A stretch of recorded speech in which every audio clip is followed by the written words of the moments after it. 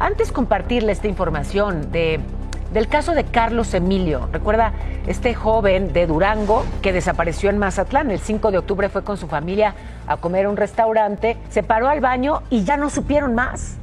Ante esta desaparición renunció, aquí voy, Ricardo Velarde a su cargo como secretario de Economía. Era la 1 de la madrugada del 5 de octubre de 2025. En la Terraza Valentino, el epicentro de la vida nocturna de Mazatlán, el estruendo de la música de banda ahogaba el sonido de las olas del Pacífico. Luces de neón rosas y azules barrían a la multitud, convirtiendo los rostros sudorosos en máscaras de carnaval. Carlos Emilio Galván Valenzuela, de 21 años, originario de Durango, estaba aquí. Era solo un estudiante, un turista, uno más de los miles que venían a la Perla del Pacífico buscando un fin de semana normal. Dijo a sus amigos, voy al baño. Dejó su bebida.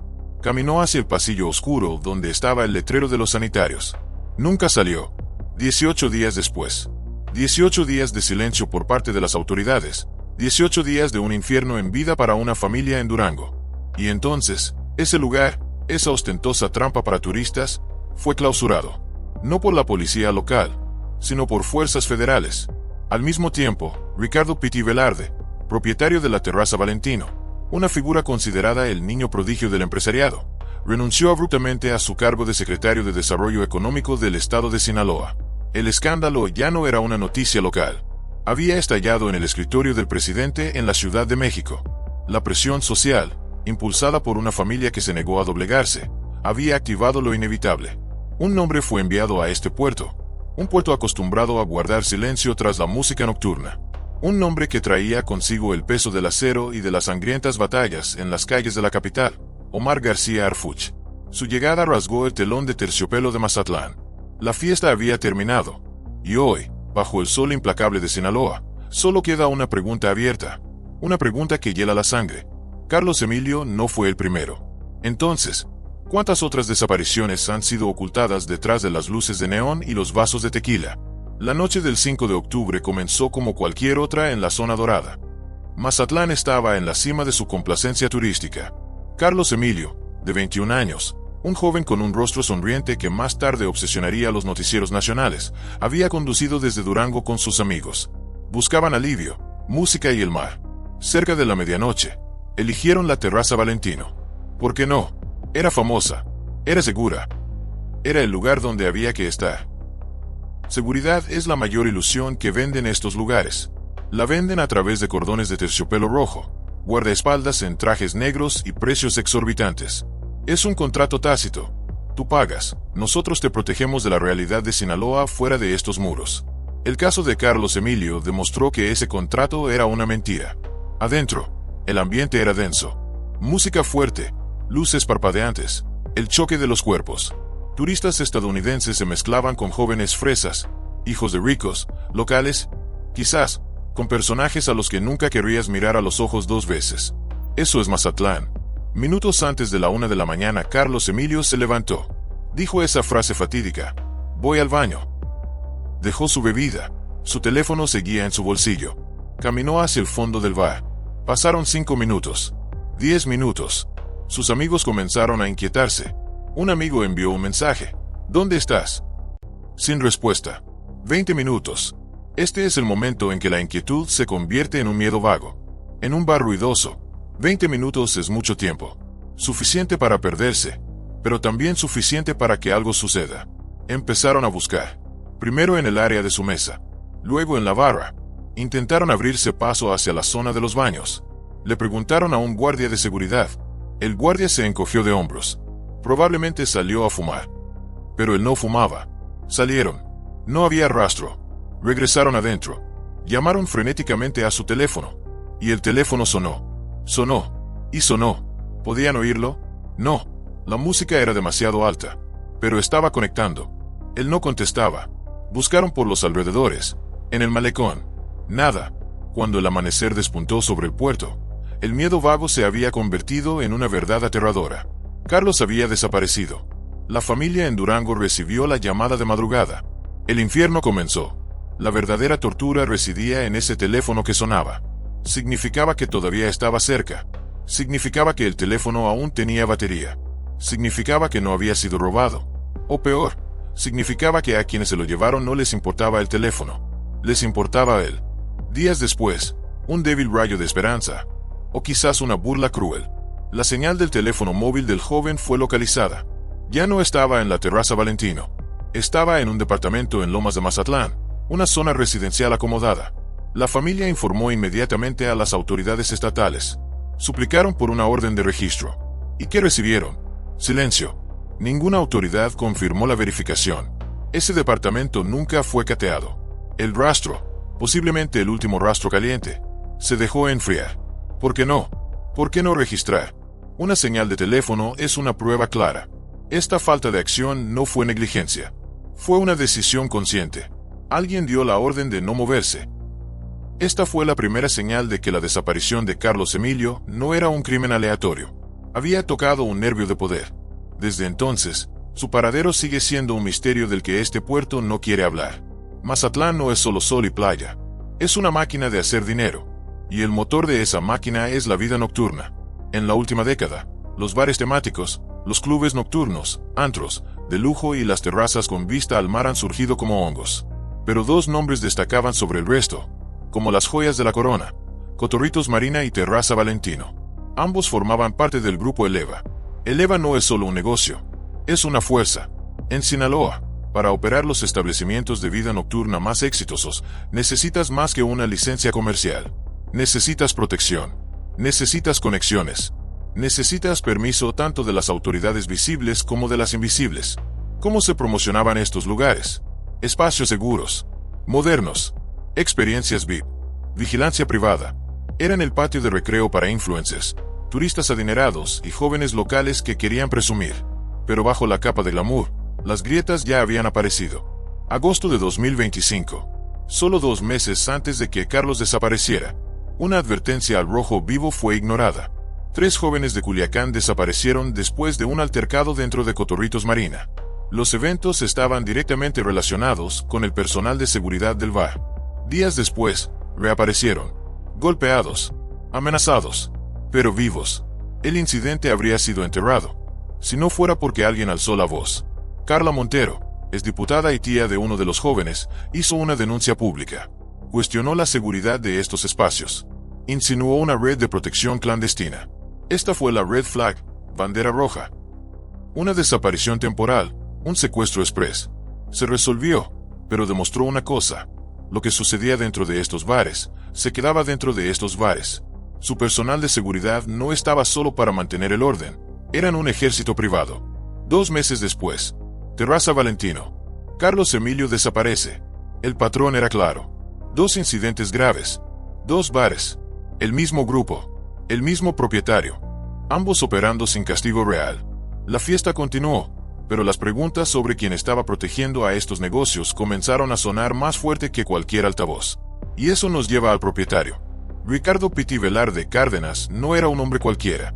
En Mazatlán, era una estrella. Empresario exitoso. Es líder juvenil del partido PEI, un importante partido político. Una figura siempre sonriente en las fotos de inauguraciones, de pie junto a políticos de alto nivel. Velarde había ascendido rápidamente. Se convirtió en el secretario de Desarrollo Económico del estado de Sinaloa. Estaba en el gabinete del gobernador Rubén Rocha Moya. Su ascenso político coincidió perfectamente con la expansión de su imperio de vida nocturna. Bares, restaurantes, centros de entretenimiento, todo bajo el sello del Grupo Eleva, donde él era el accionista mayoritario. Cuando Carlos Emilio desapareció dentro de la Terraza Valentino, una bomba de tiempo comenzó a correr.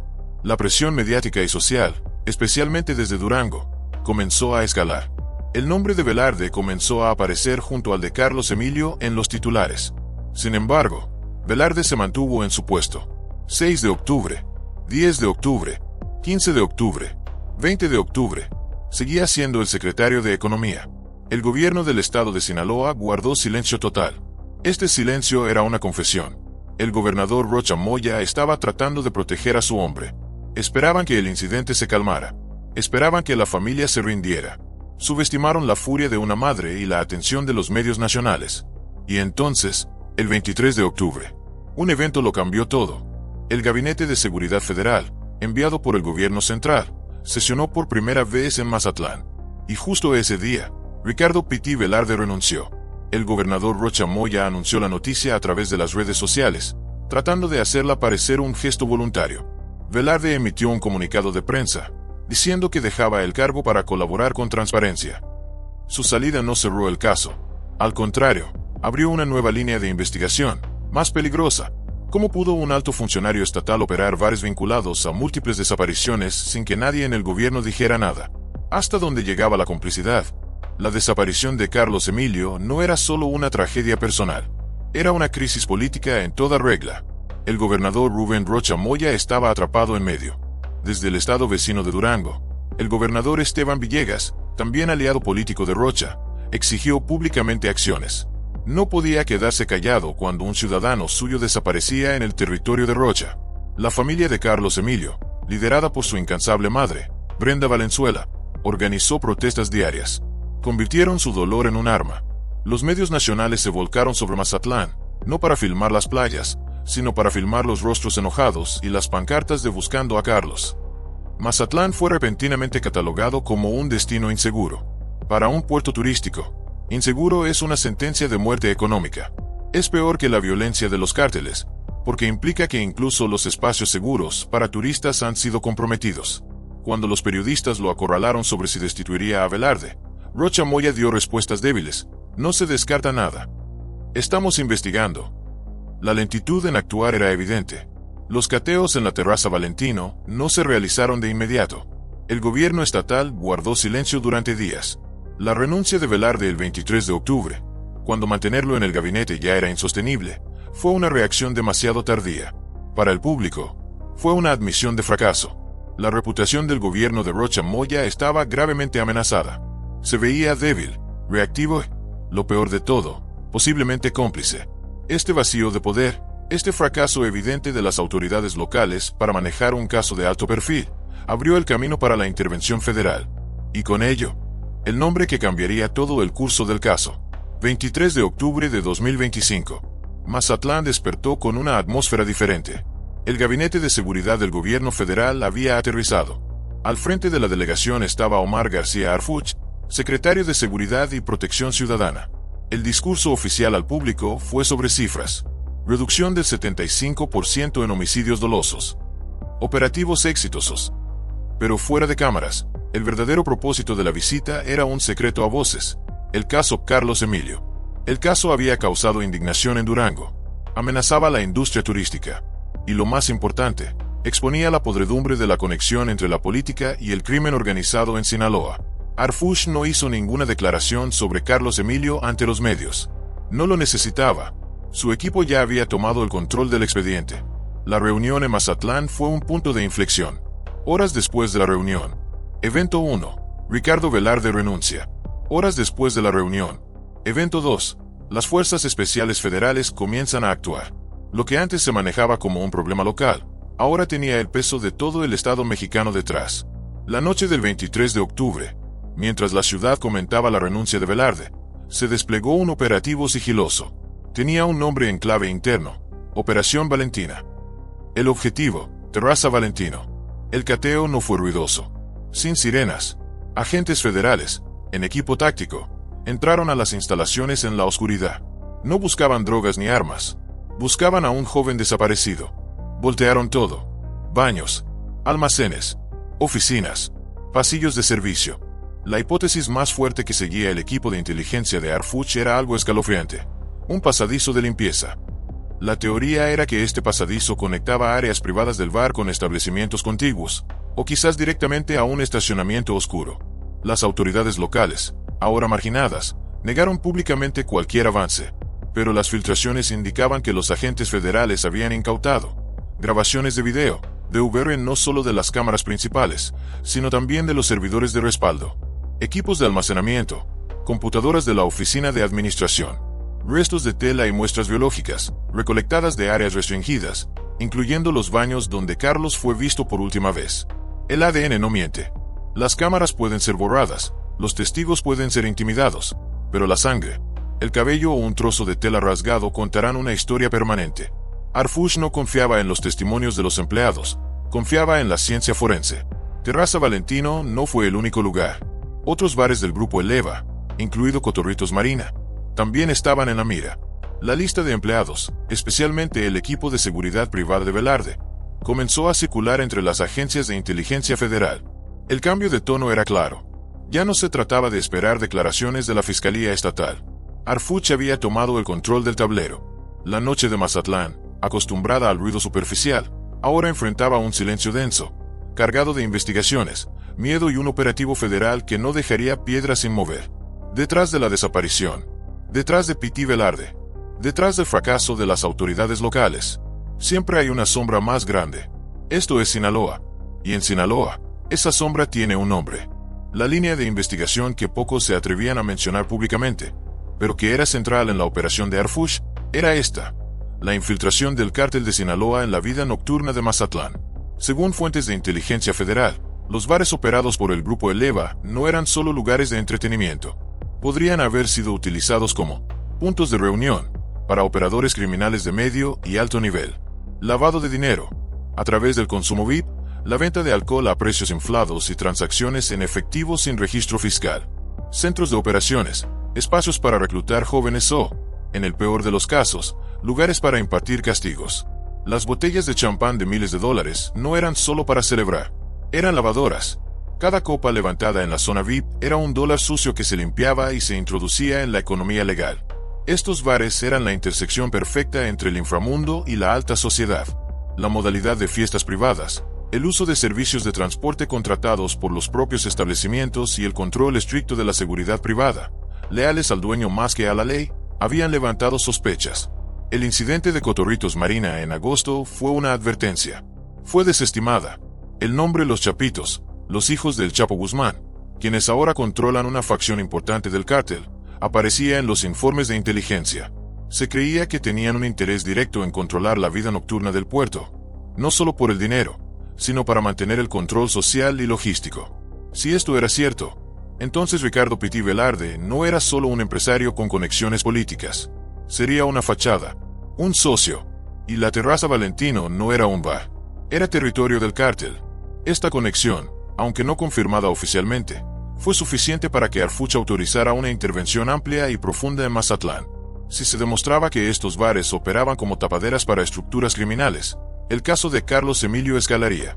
Dejaría de ser una tragedia personal. Se convertiría en la prueba directa de cómo el crimen organizado se había infiltrado, no solo en las grietas, sino en el corazón mismo del poder político de Sinaloa. Y esta vez, con Harfuch en el centro, la red ya no parecía intocable. Después de los cateos, después de la renuncia de Velarde, Mazatlán cambió. La fiesta estridente se apagó. En la zona dorada, algunos bares redujeron sus horarios. Otros, especialmente aquellos con vínculos tenues con el grupo Eleva, simplemente no abrieron. Cerrado por remodelación, decían los letreros. Remodelación era el código para agachar la cabeza hasta que pase la tormenta. Estaban limpiando libros, borrando discos duros y esperando que los agentes federales no tocaran a su puerta. Los turistas comenzaron a cancelar reservaciones. Los hoteles y agencias de viajes evitaban hablar del tema. Pero el silencio más aterrador provenía de los trabajadores nocturnos. Meseros, bartenders, guardias de seguridad, cadeneros, personal de limpieza. Habían recibido la advertencia: no hablen con nadie. Varios empleados clave de la Terraza Valentino, aquellos presentes la noche del 5 de octubre, desaparecieron. No renunciaron, simplemente se fueron del estado sin previo aviso. Mientras tanto, en Lomas de Mazatlán, la zona donde el celular de Carlos fue rastreado por última vez, los residentes reportaban vigilancia inusual. Vehículos sin placas estacionados en las calles por la noche. Extraños observando las casas. Nadie preguntaba. Nadie respondía. La palabra miedo se había arraigado en la ciudad. Miedo no solo por el caso en sí, sino por lo que representaba. Una red, un sistema que había operado durante años sin consecuencias, protegido por conexiones políticas y silencio institucional. Ahora, con la presencia federal en las calles y el nombre de Harfuch resonando, la ciudad enfrentaba una encrucijada: romper el pacto de silencio, o seguir enterrando la verdad bajo la arena del puerto. Mientras la maquinaria oficial avanzaba lentamente, mientras los políticos daban declaraciones cautelosas, la voz más fuerte, la más feroz, provenía de una persona: Brenda Valenzuela, la madre de Carlos Emilio. Ella había liderado la búsqueda desde Durango. Se negó a que el nombre de su hijo fuera olvidado. Organizó marchas, Dio conferencias de prensa. Convirtió las redes sociales en un arma, con la ayuda de los colectivos de búsqueda de personas desaparecidas que ya operaban en Sinaloa. El sábado, 25 de octubre, encabezó una marcha pacífica por el malecón de Mazatlán. Llevaban las fotos de Carlos. Llevaban pancartas con una única exigencia: respuestas. Denunció públicamente a la Fiscalía del Estado de Sinaloa. Dijo que no le habían informado de ningún avance, incluso del cateo en la Terraza Valentino. Se enteró por la prensa. Afirmó que nadie le había dicho si el departamento en Lomas de Mazatlán, donde se detectó la última señal del teléfono, había sido revisado. Este trato a la familia de la víctima era una humillación. Demostraba un desdén absoluto por parte de las autoridades locales. No lo veían como una investigación humana. Lo veían como un problema de relaciones públicas que debía ser controlado. Los colectivos de búsqueda la respaldaron, denunciando que el caso de Carlos Emilio no era un hecho aislado. Era un patrón creciente en el puerto. Desapariciones en zonas turísticas, vinculadas a bares, y nunca resueltas. La presión social generada por Brenda Valenzuela fue clave. Mantuvo el fuego encendido. Porque mientras los gobiernos se mueven con cautela y los cárteles se esconden en las sombras, son los familiares quienes van a contracorriente, gritando los nombres que el sistema quiere olvidar. El caso Carlos Emilio dejó una fractura visible en la maquinaria política del gobernador Rubén Rocha Moya. La estrecha relación personal y política con Ricardo Velarde lo convirtió en un objetivo. La pregunta era simple: ¿qué sabía? ¿Y cuándo lo supo? ¿Por qué mantuvo en su gabinete a un funcionario con vínculos empresariales tan sensibles? ¿Por qué no actuó inmediatamente después del incidente de Cotorritos en agosto? Su silencio durante los primeros 18 días fue un fracaso catastrófico de liderazgo. En términos turísticos, las consecuencias fueron inmediatas. El hashtag #No vayas a Mazatlán comenzó a viralizarse. Empresarios de Durango llamaron públicamente a boicotear el destino. Políticamente, el escándalo se consideró una fisura en el legado de Rocha Moya. Y en medio de este caos, la figura de Omar García Harfuch emergió como un contrapeso. Su estilo es directo. No vino a negociar, vino a desmantelar. El punto no era solo encontrar a Carlos Emilio. El punto era desmantelar un sistema que operaba en la oscuridad de la fiesta y el silencio. Para muchos en México, Harfuch es visto como un futuro presidenciable. Cada acción que toma en Sinaloa tiene eco a nivel nacional. Con el operativo en marcha y el caso en el centro del debate, el futuro inmediato de Mazatlán se divide en 3 posibles caminos. La localización de Carlos Emilio. Este es el camino más urgente. Si las autoridades federales lo encuentran vivo o muerto, será una prueba de la capacidad de Harfuch. Dará respuestas a la familia, pero también podría abrir una caja de Pandora criminal. La limpia. Este escenario implica el cierre masivo de los establecimientos del Grupo Eleva. Nuevas órdenes de aprehensión, no solo contra Velarde, sino contra los funcionarios de gobierno que lo protegieron. Sería una purga profunda, una cirugía para extirpar el tumor. El reacomodo. Este es el escenario más riesgoso. Si se confirma la infiltración del cártel de Sinaloa en la vida nocturna, la intervención de Harfuch creará un vacío de poder. Los cárteles no ceden territorio fácilmente. Mazatlán podría pasar de ser una ciudad intervenida a un territorio en disputa. Una nueva guerra podría desatarse. Lo único seguro por ahora es que el caso ha trascendido el ámbito mediático. Mazatlán ya no es solo un puerto turístico. Hoy, es el epicentro de un caso que revela crudamente cómo las redes de poder, los negocios nocturnos y el crimen organizado se han entrelazado, justo bajo las luces de neón. La desaparición de Carlos Emilio Galván Valenzuela no es un hecho aislado. Es el síntoma claro de un sistema al que se le permitió operar en la oscuridad durante demasiado tiempo. Omar García Harfuch ha irrumpido en ese escenario como un factor de control, pero no puede quedarse para siempre. Su presencia es una advertencia, pero no es una solución a largo plazo. La pregunta queda flotando en el aire salado del puerto. ¿Volverá Mazatlán a su sueño tranquilo de complicidad? La respuesta dependerá de si el grito de Brenda Valenzuela es más fuerte que la música de las próximas fiestas. Este caso no debe permitirse que se hunda. Cada red clandestina debe ser expuesta. Cada autoridad que guardó silencio debe ser señalada. La búsqueda de Carlos Emilio no es solo la búsqueda de un joven. Es la búsqueda de justicia en un agujero negro de silencio.